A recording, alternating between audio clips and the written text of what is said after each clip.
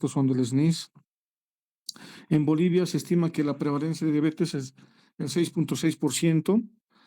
Alrededor de 362.000 personas viven con esta enfermedad y cada año muere cerca de 5.260 personas por complicaciones de esta enfermedad, desde los 20 hasta los 79 años. Dentro de lo que corresponde a los criterios diagnósticos de esta enfermedad, pues ya los conocemos. Tiene que haber una hemoglobina glicada A1C mayor o igual a 6.5, pero un dato importante que debemos tomar en cuenta que este estudio debe realizarse en un laboratorio estandarizado, ¿no? Que esté certificado. Sin embargo, en nuestro medio no tenemos ningún laboratorio que tenga esta certificación velada como para considerarlo eh, criterio diagnóstico como tal. Sin embargo, lo usamos con mucha frecuencia para su diagnóstico. El segundo criterio, la glucosa plasmática en ayunas mayor a 126 miligramos de decilitro. Un dato importante, debemos confirmar que el paciente tenga 8 horas de ayuno para pues corroborar que esta prueba esté adecuada. Posteriormente, otro criterio, tenemos la glucosa plasmática a las 2 horas después de la ingesta de 75 gramos de glucosa anhidra, igual o mayor a 200.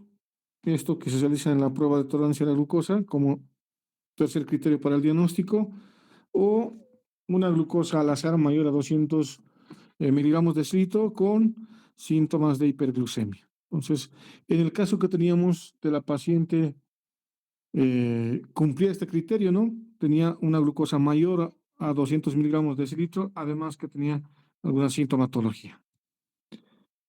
Entonces, ¿en quiénes nosotros debemos hacer cribado para esta enfermedad, para la diabetes o incluso para la prediabetes? En el caso de adultos asintomáticos, como primer punto, aquellos pacientes que tengan sobrepeso o obesidad,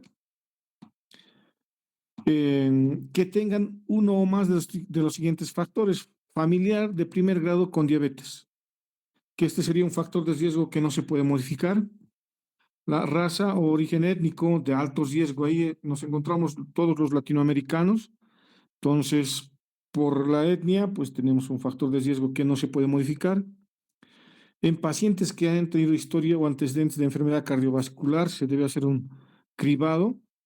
En pacientes que tienen hipertensión arterial, en los pacientes que tienen dislipidemia con un colesterol HDL menor a 35 miligramos de decilitro, y pacientes que tienen hipertrigliceridemia con los triglicéridos mayores a 250 miligramos de decilitro, personas que han tenido el diagnóstico de síndrome de ovario poliquístico, aquellos pacientes que no realizan actividad física y en otras condiciones clínicas asociadas con la resistencia a la insulina. Entonces, todo paciente que tiene sobrepeso o obesidad que tenga uno de estos factores se debe hacer el cribado. ¿En qué otras personas debemos hacer el cribado? En las personas que ya tienen el diagnóstico de prediabetes, que debe hacerse la prueba anualmente, y si nosotros tenemos muchos factores de riesgo que tenga el paciente, lo podemos hacer semestralmente. En personas a las que se diagnosticó diabetes mellitus gestacional, deben hacerse la prueba de por vida al menos cada 3 años. Si la paciente tuvo una diabetes gestacional, que la mayor parte de los pacientes vuelven a la normoglicemia una vez que dé a luz después del parto, disminuye lo que corresponde a la resistencia a la insulina y podemos encontrar laboratorios dentro de rango normal. Entonces, en esta paciente se debe realizar un control a los 6 meses al año, y si está dentro de parámetros normales, se debe hacer con una frecuencia de cada tercer año. Entonces, la diabetes gestacional es un factor importante de riesgo para que se desarrolle posteriormente la diabetes tipo 2. En todas las personas que tengan más de 35 años, anteriormente las guías nos recomendaban a partir de los 45, pero el objetivo actual es encontrar a pacientes en rango de prediabetes para pues, evitar que pasen a diabetes. Por lo tanto, la edad se ha disminuido a 35 años.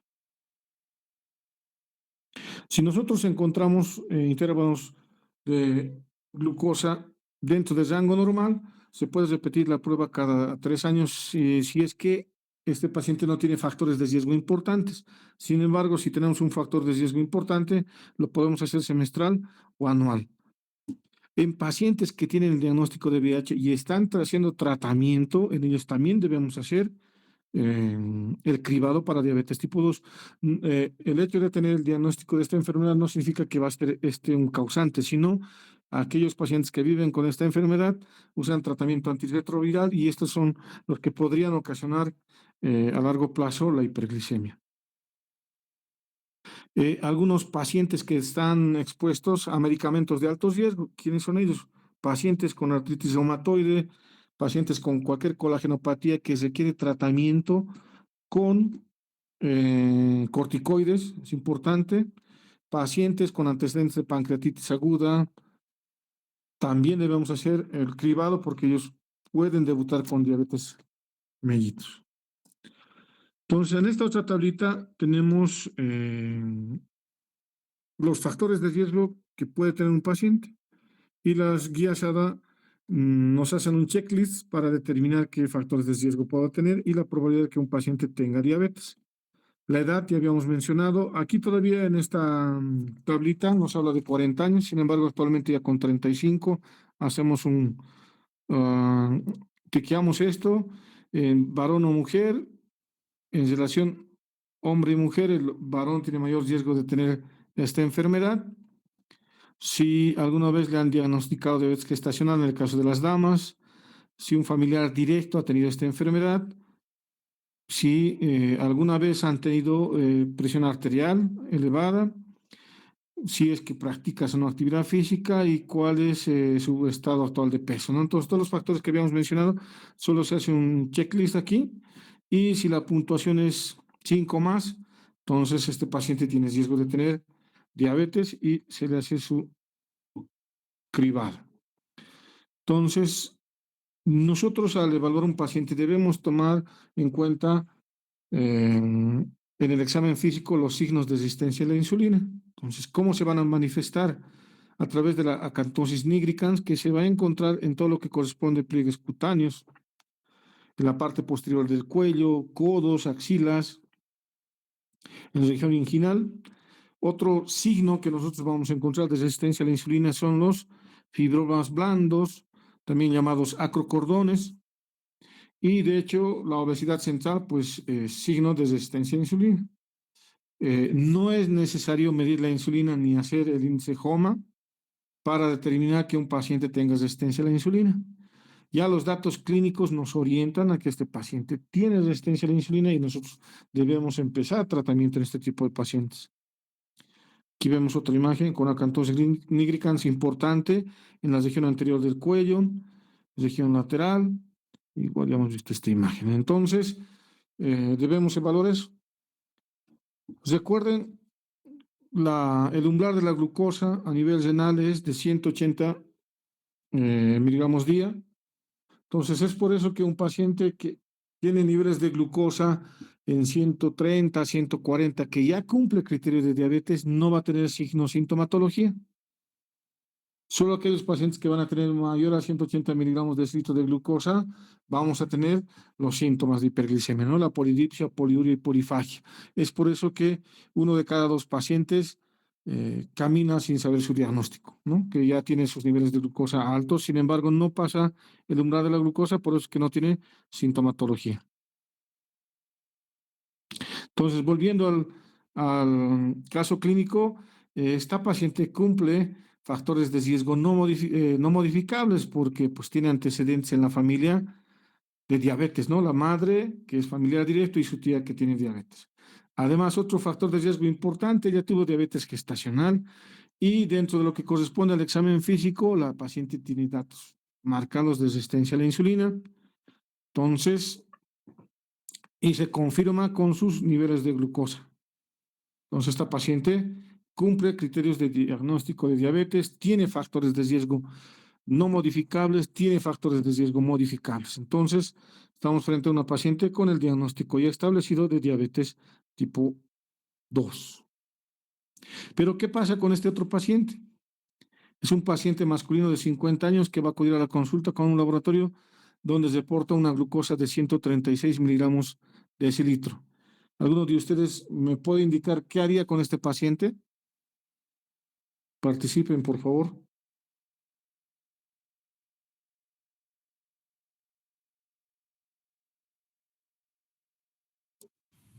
¿Nadie? Otra prueba, doctor. Adelante, te escuchamos. Sería de pedirle otra prueba para confirmar, o sea, como no tiene la sintomatología, no podríamos basarnos en la glucosa, ¿no? Para su diagnóstico de diabetes. Muy bien, Jair. Entonces, sí, lo adecuado es hacer un nuevo examen laboratorial. Sin embargo, cuando nosotros tenemos un paciente de estas características, nosotros debemos tomar en cuenta, y esto les repito siempre en las clases prácticas, nosotros no nos debemos basar solo en pruebas laboratoriales. Lo correcto que debemos hacer con este paciente es hacer una historia clínica completa y luego solicitar laboratorios para confirmar.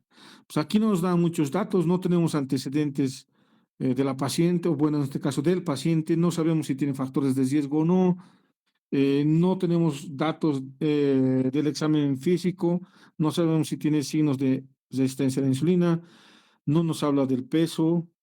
Entonces, lo primero que nosotros debemos hacer no es dejarnos guiar con un resultado de laboratorio, sino primero hacer una buena historia clínica, una buena anamnesis, un buen examen físico. Cerca del 50% de tu diagnóstico está en anamnesis y todo lo que tú has recabado de información lo vas a confirmar en tu examen físico, que te dé el otro 50% de tu diagnóstico. Una vez haciendo tu historia clínica adecuada, ya tienes tu impresión diagnóstica. Si este paciente tuviera factores de riesgo, familiares directos con diabetes, eh, pues puede estar haciendo tratamiento con corticoides por alguna otra enfermedad pulmonar, colagenopatía, etcétera. Y además nosotros encontramos datos de resistencia a la insulina. Para nosotros este paciente lo más probable es que va a tener, se va a confirmar el diagnóstico de diabetes. Pero ¿qué pasa si este paciente masculino no tiene factores de riesgo para la enfermedad y en el examen físico no tenemos signos ni signos evidentes de resistencia a la insulina? Entonces, ¿qué es lo que debemos hacer? Primero, corroborar que este laboratorio se haya tomado de forma adecuada. Primero, preguntar en qué horario le han tomado esta glicemia. Confirmar que tengan sus 8 horas de ayuno y pues recién solicitar lo que nos ha comentado Jair, confirmar con un nuevo laboratorio. ¿No? Cuando nosotros tenemos un laboratorio, en este caso una glucosa de 136 que no está muy elevada, debemos confirmar con un nuevo laboratorio, realizar una nueva glucosa plasmática en ayunas y más otro laboratorio, ¿no? Podríamos pedirle una hemoglobina glicada o una curva de tolerancia oral a la glucosa si es que no tenemos datos evidentes de resistencia a la insulina, ¿de acuerdo? Entonces siempre confirmamos. Por lo tanto, este paciente lo catalogaríamos como una hiperglicemia o diabetes a confirmar.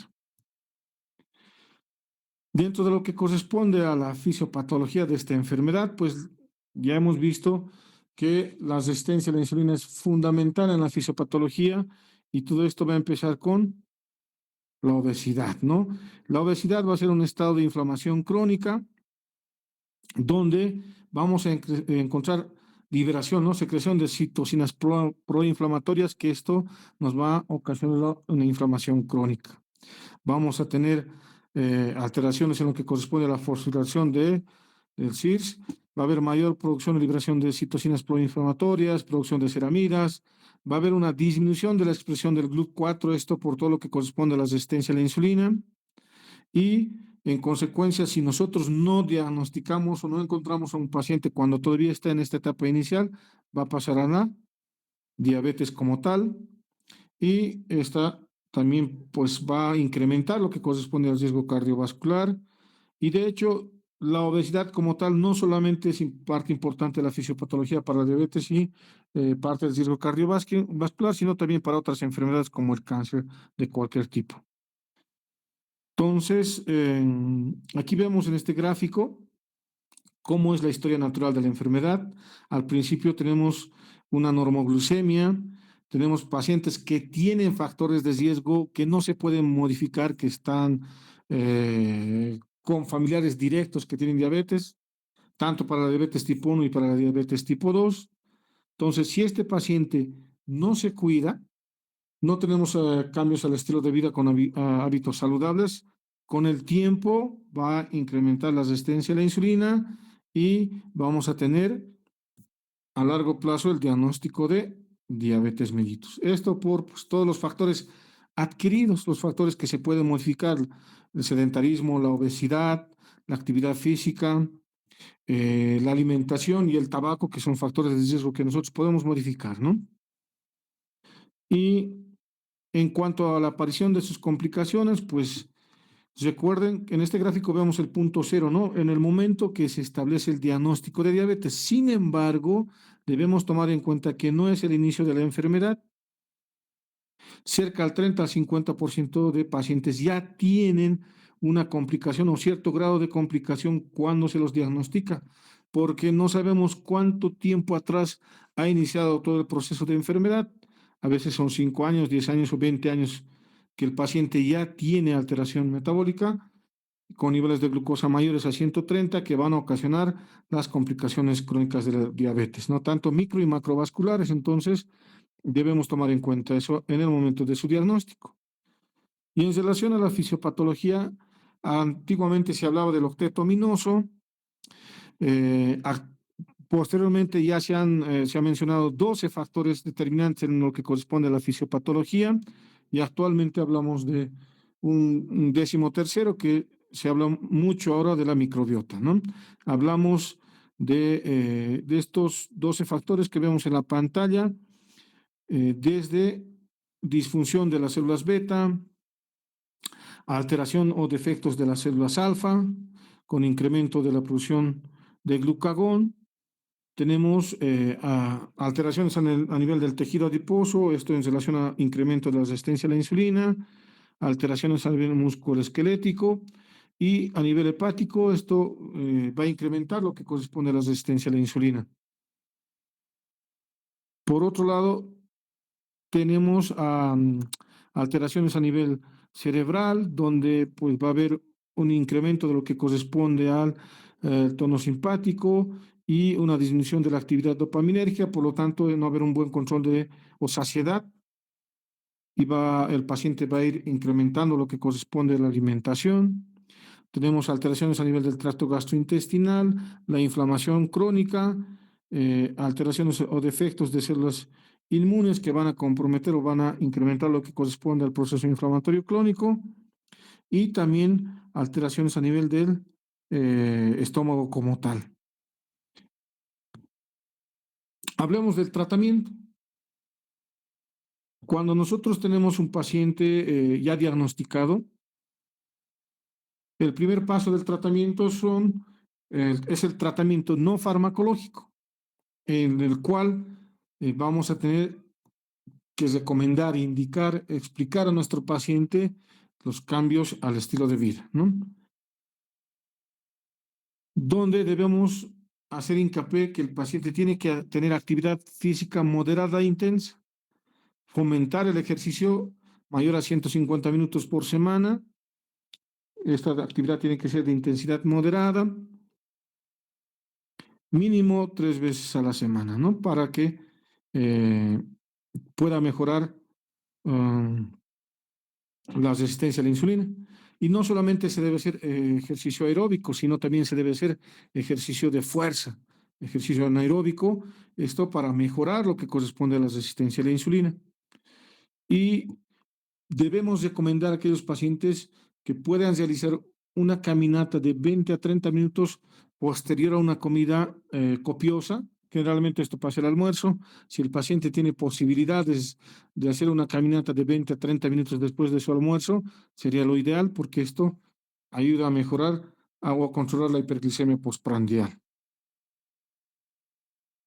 Debemos tomar en cuenta al momento de indicar lo que corresponde a actividad física en nuestro paciente, si es que nuestro paciente tiene factores de riesgo como fragilidad. Esto generalmente pasa en los adultos mayores, donde vamos a encontrar cierto grado de sarcopenia, o en aquellos pacientes diabéticos que son diagnosticados cuando ya tenemos niveles de glucosa mayores a 300 y el paciente ha estado mucho tiempo con estos niveles de glucosa y vamos a tener catabolismo.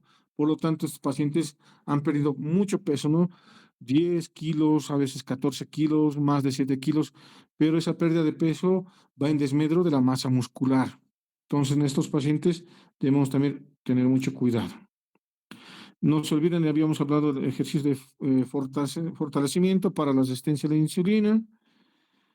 La inactividad, aquellos pacientes que trabajan en oficinas, están todo el tiempo sedentarios, entonces a ellos se debe recomendar que pues interrumpir la sedestación cada 30 minutos, con sesiones cortas y regulares de marcha lenta, ejercicio sería adecuado, o el hecho de ponerse de pie y moverse un momento, pues mejoraría lo que corresponde a la sedestación, ¿no?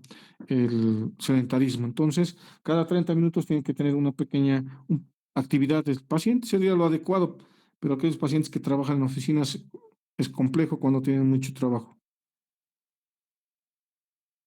Otro dato importante en el tratamiento no farmacológico es dormir con calidad, sin interrupciones, incluso los fines de semana.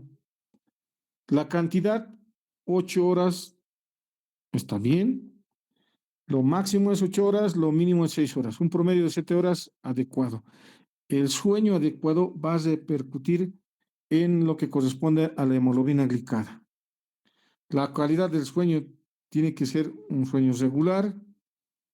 Algunas veces los pacientes tienen sueños irregulares, insomnio, etcétera. Entonces, eso va en desmedro de un buen control glucémico. Un dato importante, tenemos dificultades con los pacientes que trabajan en horarios nocturnos. El hecho de no dormir en la noche, pues, afecta a lo que corresponde a un buen control metabólico. Tenemos algunas profesiones que trabajan de noche y duermen de día y durante el día no, pues no cumplen el sueño adecuado. Entonces debemos tomar en cuenta eso para las recomendaciones. En lo que corresponde a la alimentación en el tratamiento no farmacológico, pues esta frase que decía Hipócrates, que tu alimentación sea tu medicina, que tu medicina sea tu alimento, ¿no? Y vemos en la pantalla dos personas en un gráfico, vemos a un paciente que tiene una alimentación saludable y un paciente obeso con pues alimentación que no es saludable, ¿no? Que consume exceso de carbohidratos, comida rápida, etcétera. Lo que se recomienda en la consulta cuando nosotros hacemos el diagnóstico es el plato de buen comer. Agarramos un plato, lo dividimos en dos. La mitad tiene que ser verduras, la otra mitad la volvemos a partir en dos. La cuarta parte del plato sería proteínas y la otra cuarta parte del plato podemos consumir algunos carbohidratos, ¿no? Lo ideal es que sean eh, que no sean carbohidratos simples como tal. Se puede recomendar granos o cereales, o si el paciente va a consumir arroz, pues en pequeña cantidad. Si come arroz, no tiene que comer papa. El detalle importante es que medio plato tiene que ser de vegetales, ¿no? Verduras. Y se recomienda que pues tenga estos 5 grupos de alimentos: frutas y verduras, que tienen que ser el 50%, granos y cereales, leguminosas, los alimentos de origen animal, siempre considerando que no deben consumir con la grasa de la carne, los aceites y grasas saludables en su forma natural. Estaríamos hablando ahí de la palta, que es una grasa saludable, que no tendría que faltar en su plato de buen comer. Y por otro lado, suspender lo que corresponde a gaseosas, jugos embotellados y siempre debe estar acompañado la alimentación por un vaso de agua simple. Entrando con más detalle a recomendaciones en estos pacientes que tienen el diagnóstico de diabetes tipo 2, varias entidades que estudian esta enfermedad tienen sus recomendaciones. Nosotros, que nos basamos en las guías ADA, ellos recomiendan hidratos de carbono del 50 a 60%, con un índice glucémico controlando el índice glucémico. ¿Qué es el índice glucémico? Es la capacidad de un alimento de elevar la glucosa. Entonces, se recomienda aquellos alimentos que tienen índice glucémico bajo, ¿no? En las guiadas no las recomiendo así como tal. En otras entidades como eh, las guías de Japón, Sudáfrica, nos recomiendan eso de utilizar el índice glucémico. La fibra nos recomiendan las guiadas, pero no nos indican qué cantidad. Sin embargo, otras entidades nos recomiendan de 25 a 35 gramos de fibra cada día. Algunos llegan hasta 40. En relación a las proteínas, de 15 a 20% de proteínas en 24 horas y las grasas tienen que ir desde 25 a 35, ¿no? Considerando siempre que las grasas buenas, ¿no? Para su alimentación. El tratamiento farmacológico. Volvamos al caso de nuestra paciente. ¿Qué tratamiento le podemos proponer a esta paciente? Y en este otro caso, ¿qué tratamiento le vamos a poner a este otro paciente? Enseguida vamos a darnos la respuesta. Entonces, cuando nosotros iniciamos el tratamiento farmacológico, debemos tomar en cuenta y hacer un plan. Las guías nos recomiendan una hemoglobina glicada menor al 7%.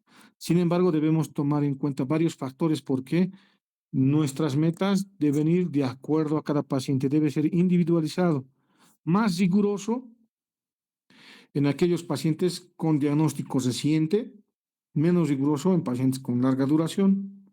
Aquellos pacientes que ya tienen 10 o bueno, 15, 20, 30 años con la enfermedad, vamos a ser menos rigurosos, ya también van a ser pacientes añosos. Expectativa de vida, pacientes jóvenes que no tienen otras enfermedades de base, pues la expectativa de vida es larga, por lo tanto, en ellos 7% para abajo.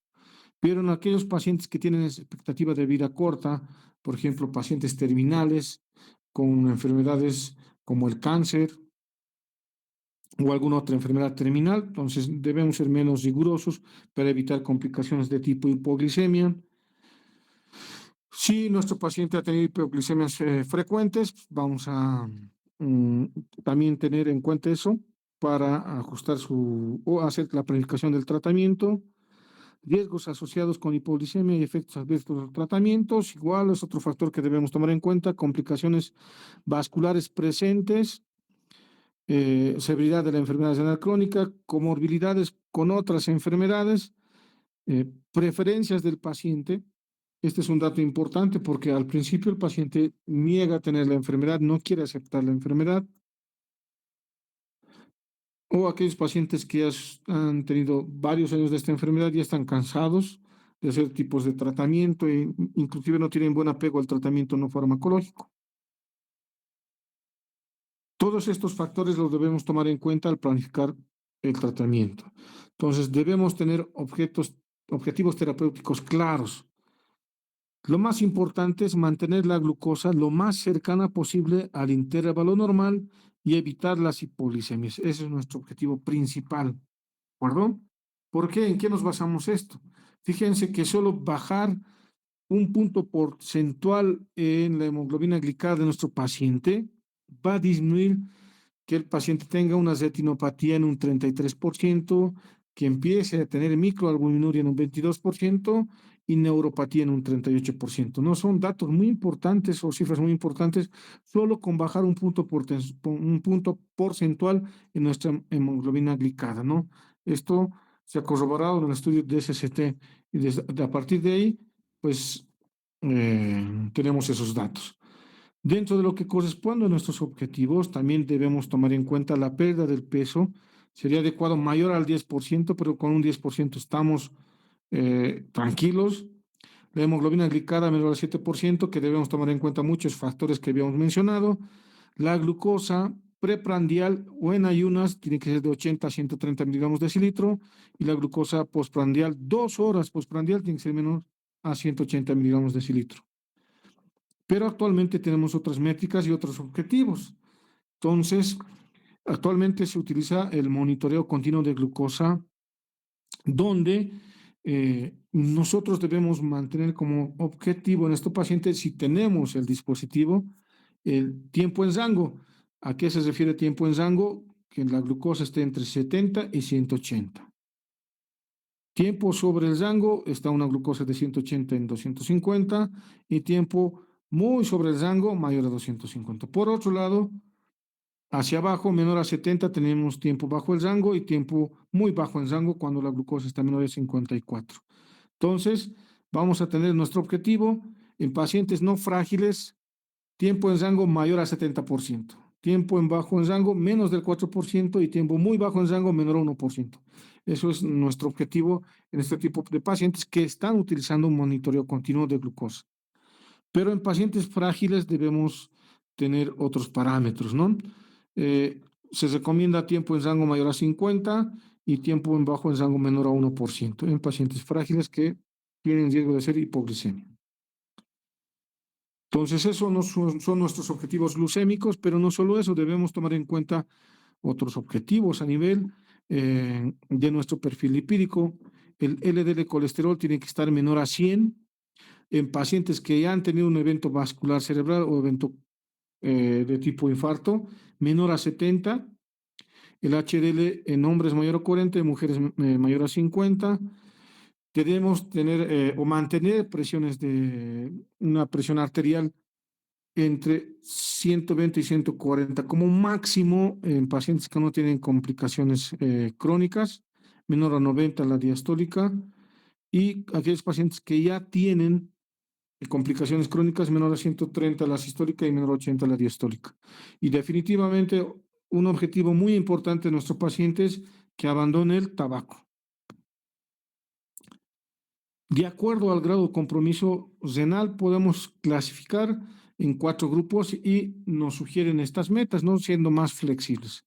En el grupo 0, donde no tenemos ningún tipo de comorbilidad, nuestro paciente tiene menos de 65 años, tiene una enfermedad renal crónica, estadio 1 o estadio 2, pues tenemos las métricas que habíamos hablado anteriormente. Sin embargo, si tenemos un paciente en el grupo 3 que pues, ya está en un estado terminal de enfermedad renal crónica, que inclusive ya está en terapia sustitutiva renal, nuestros objetivos van a variar. Nuestra hemoglobina glicada esperaríamos que esté menos de 8.5, inclusive 9. La glucosa en ayuno entre 100 a 180, estamos tranquilos. La glucosa pre-cena que esté en 150, 250. El detalle en estos pacientes es evitar las hipoglicemias e inclusive en algunos pacientes que están ya en terapia de sustitución renal con hemodiálisis, ya no requieren tratamiento farmacológico ni no farmacológico. Entonces, recordando este gráfico, podemos ver en esta parte aquellos medicamentos que se puede utilizar para mejorar la resistencia a la insulina. Tenemos la metformina, que es un fármaco ya muy antiguo, es de acceso accesible, de bajo costo, seguimos utilizando actualmente.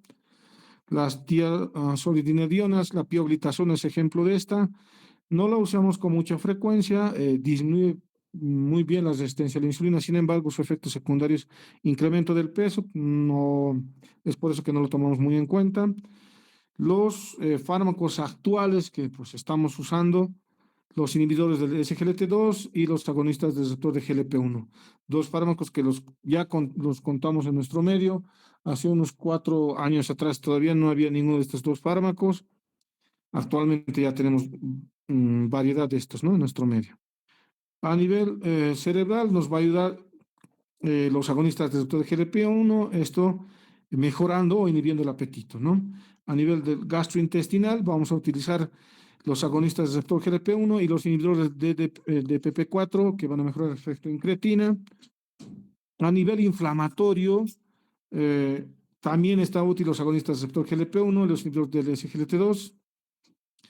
Algunos agentes antiinflamatorios, sin embargo, estos no son tratamiento específico para la diabetes, pero ahí otra vez encontramos los dos fármacos que actualmente recomendamos, ¿no?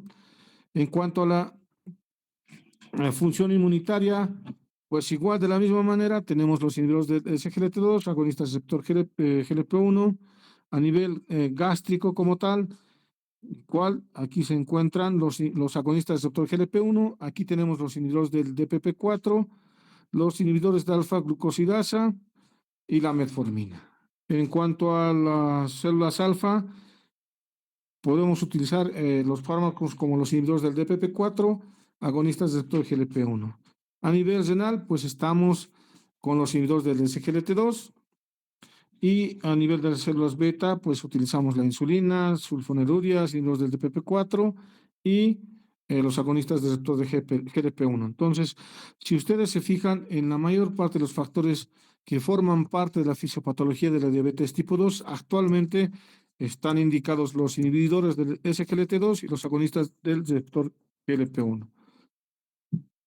Dentro de lo que corresponde a los fármacos antidiabéticos orales, pues los que disminuyen la resistencia ya hemos visto, la metformina y la pioglitazona, los secretagogos que nos van a ayudar a la liberación de insulina de las células beta, ahí tenemos los de acción directa sobre las células beta que tenemos las sulfonarurias, y por otro lado, los inhibidores del DPP-4 y los agonistas del receptor GLP-1, que ya tenemos por vía oral, ¿no? La semaglutida vía oral, pero que todavía no llega a nuestro medio.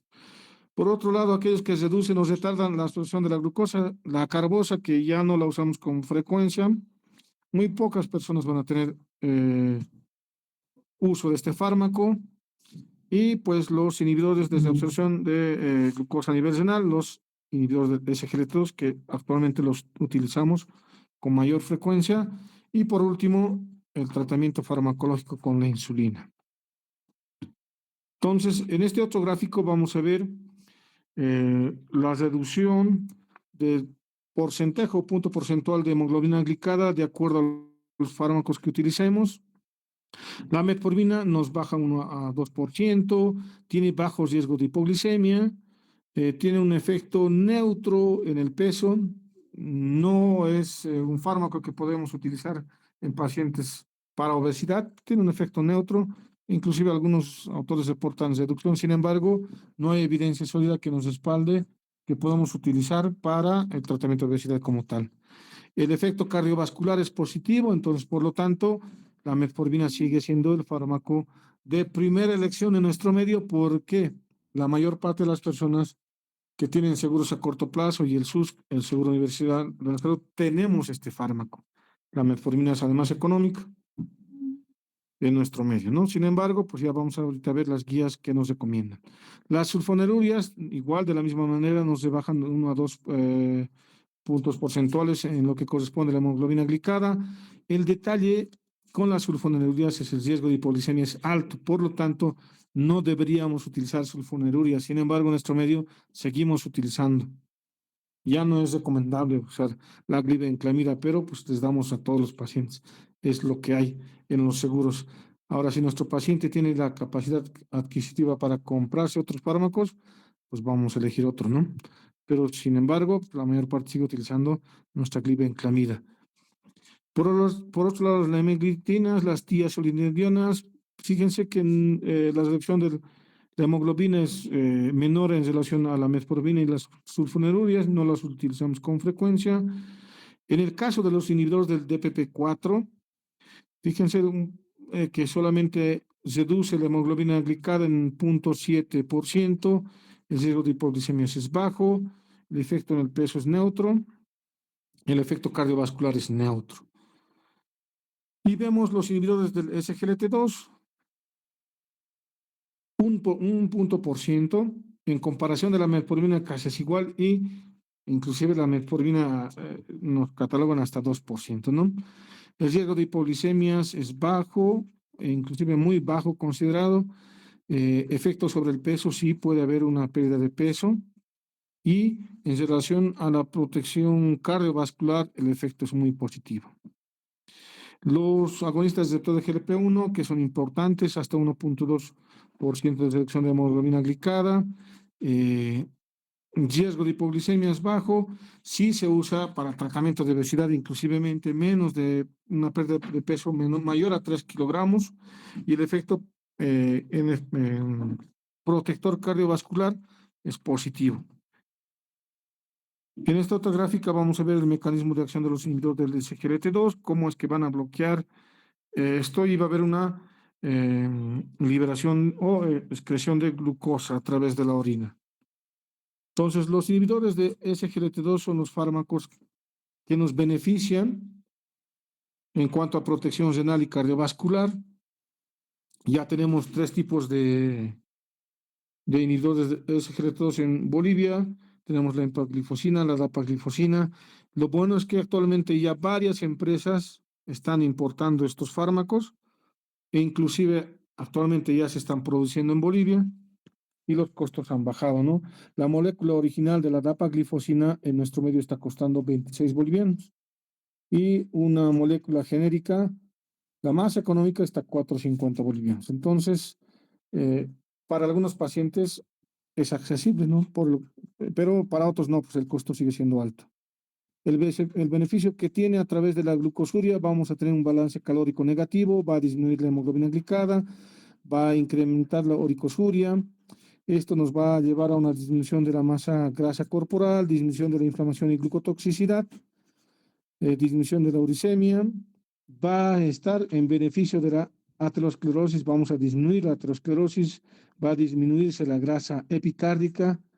Esto va a llevar a una disminución de la inflamación y fibrosis, va a haber una mayor contractilidad cardíaca y por ese lado nos va a llevar a una protección renal y cardiovascular.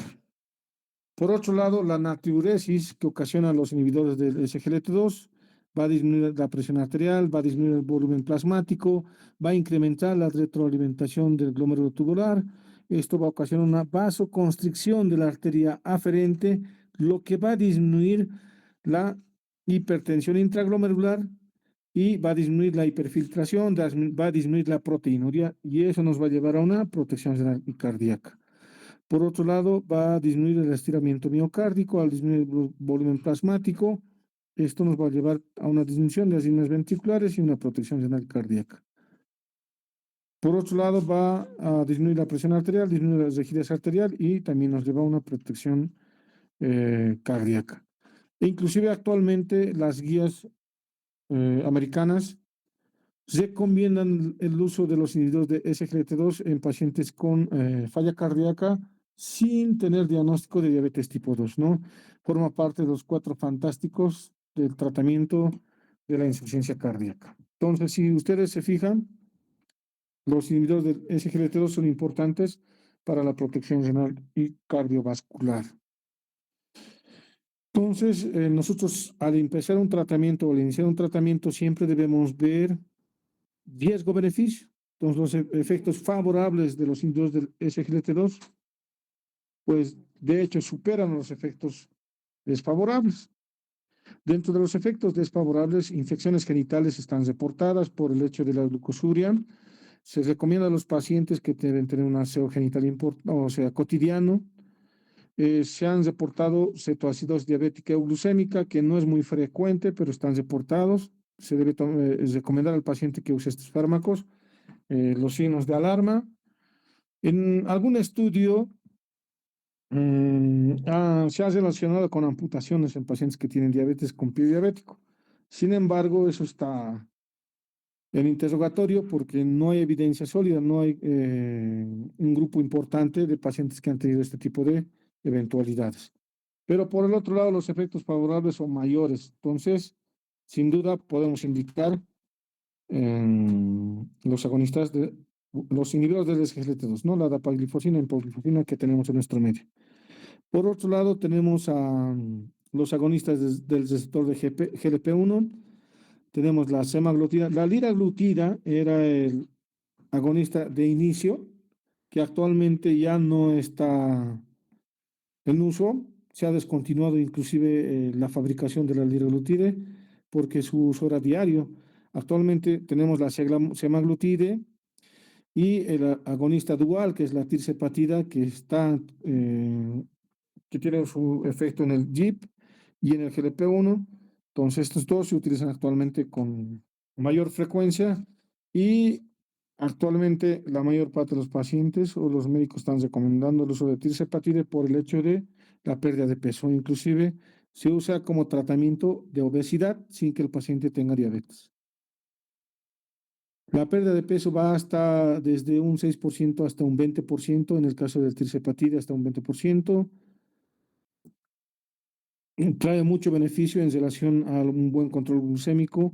Aquellos pacientes que están utilizando dosis altas de insulina al usar un agonista receptor de GLP-1, disminuye bastante el uso de insulina basal. En este otro gráfico vemos el uso de los fármacos de acuerdo a la tasa de filtración glomerular. En el caso de los inhibidores del SGLT2, podemos utilizar en pacientes que estén con tasa de filtración glomerular mayor a 25. Los agonistas del receptor GLP-1 pues no se deben utilizar en pacientes que tienen tasa de filtración menor a 30. Y en el caso de la tirzepatida, pues debemos tomar en cuenta igual, ¿no? No se debe utilizar en tasa de filtración menor a 30. En cuanto a los agonistas del receptor de GLP-1, en su mecanismo de acción, pues ya habíamos mencionado en la diapositiva previa que su mecanismo de acción pues participa en varios factores y por eso tiene un beneficio importante. ¿Qué nos recomiendan las guías ADA?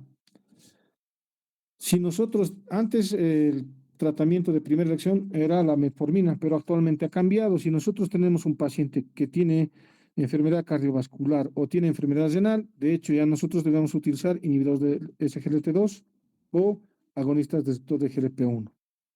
Si nuestro paciente tiene obesidad, la recomendación agonistas de receptor de GLP-1. Y si nuestro paciente tiene cierto grado de enfermedad renal crónica, inhibidores del SGLT2.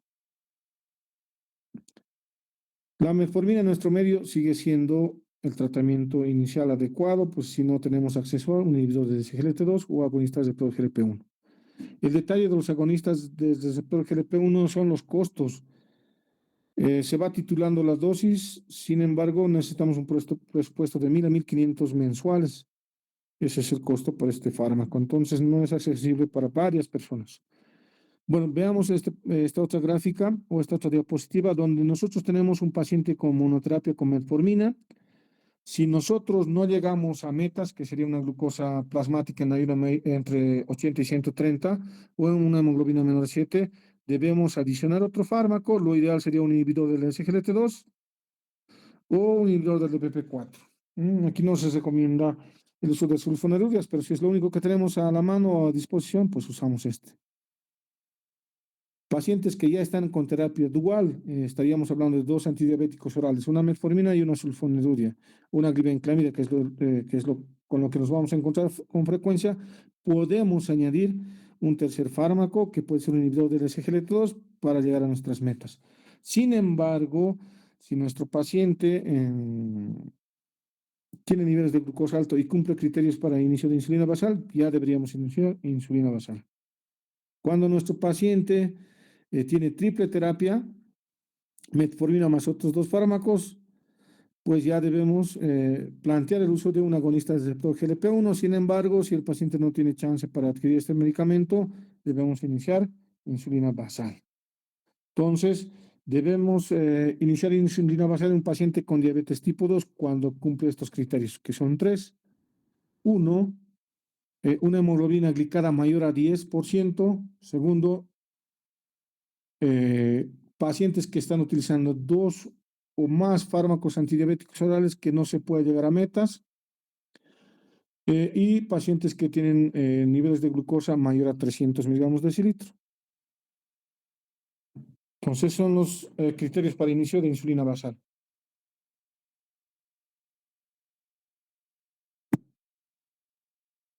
Y recordemos por farmacología, tenemos varios tipos de insulina. Tenemos la de acuerdo al tiempo de acción, tenemos de acción rápida, ultra rápida, intermedia y prolongada. Tenemos varias clasificaciones, ¿no? Pero tomamos en cuenta de acuerdo al mecanismo de acción o al tiempo de acción para hacer el uso o indicar el tratamiento de nuestro paciente.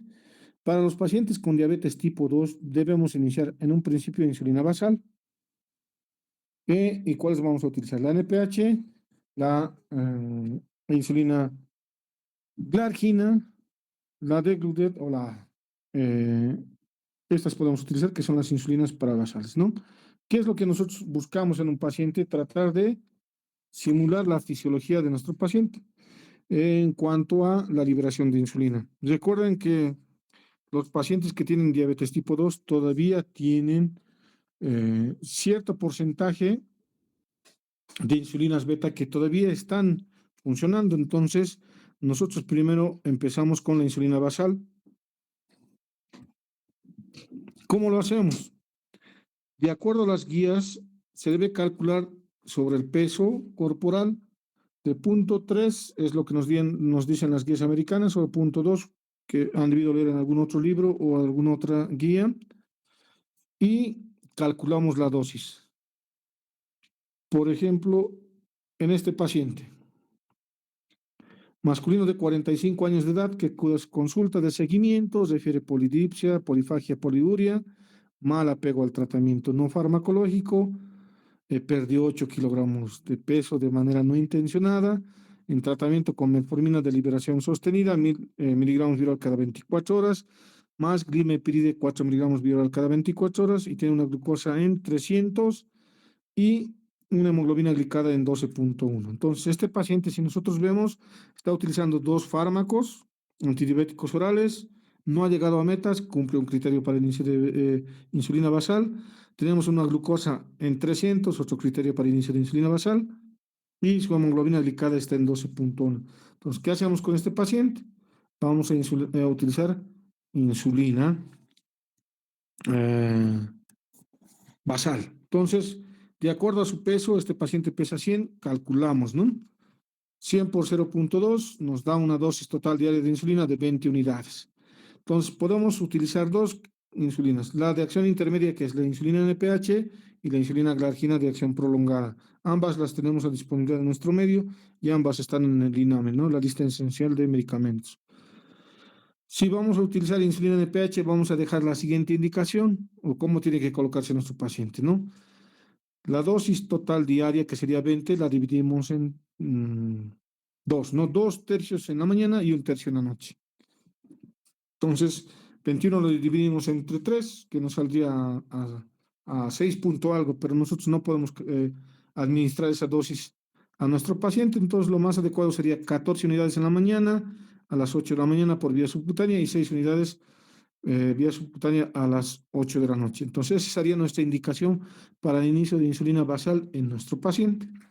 Ahora, si vamos a utilizar la insulina glargina, que es de acción prolongada, que dura 24 horas, la indicación será insulina glargina, 20 unidades vía subcutánea a horas 21, ¿no? Antes se recomendaban la administración de esta insulina a horas 21, sin embargo, por la vida media que tiene este de 24 horas, se puede administrar en la mañana o en la noche, o inclusive al mediodía. ¿Qué horario es más beneficioso para nuestro paciente? Si el paciente tiene disponibilidad de ponerse en la mañana, que se ponga en la mañana; si tiene más chance de ponerse al mediodía, que se ponga al mediodía. Cuestión de que no suspenda su medicación o que no se olvide de administrarse su insulina. Ese es el beneficio de la insulina glargina, no tiene picos de acción, por lo tanto va a tratar de mantener una glicemia basal adecuada durante todo el día. Entonces, situaciones especiales durante la insulinización. Debemos ver pacientes con debut muy sintomático o enfermedad intercurrente, el tratamiento en casos de complicaciones agudas, por uso de corticoides, aquellos pacientes que tienen otras enfermedades que requieren uso de corticoides, aquellos pacientes que tienen lupus eritematoso sistémico, que necesitan bolos de corticoides, debemos utilizar insulina, ¿no? Aquellos pacientes que tienen enfermedades renal crónica, que están utilizando ya un agonista receptor de GLP-1 o inhibidor del SGLT2, se debe tomar en cuenta la dosis calculada se reduce al 50% cuando los pacientes en enfermedad renal crónica ya están en un grado 4 o 5 ya están inclusive en terapia de hemodiálisis, ¿no? Aquellos pacientes con índice de masa corporal mayor a 30 se beneficiarían utilizando un agonista de receptor de GLP-1 o inhibidor del SGLT2. Y también se debe considerar una cirugía bariátrica si el índice de masa corporal es mayor a 35-40. Y aquellos pacientes frágiles que ya están con otras comorbilidades, pacientes que están en tratamiento paliativo, pues la insulina basal para iniciar se calcula a 0.1 unidades por kilogramo día, ¿no? La mitad o el 50% de lo que usamos. ¿Cuándo nosotros debemos desintensificar el uso de la insulina? Cuando tenemos un control glucémico adecuado, en pacientes que tienen debut con un buen control mantenido, podemos ir decalando la dosis de insulina e inclusive pasar los antidiabéticos orales. Con aquellos pacientes que tienen un control adecuado con dosis menor a 0.5 kilogramos día y una duración de la diabetes menor a 10 años. Si el paciente tiene una duración o una evolución de 10 años de enfermedad mayor a esta, pues poco probable que podamos suspender la insulina. Y en aquellos pacientes que han sido sometidos a cirugía bariátrica, que han estado utilizando insulina basal, inclusive a dosis altas, ya no requieren insulina ni tampoco tratamiento con antidiabéticos orales.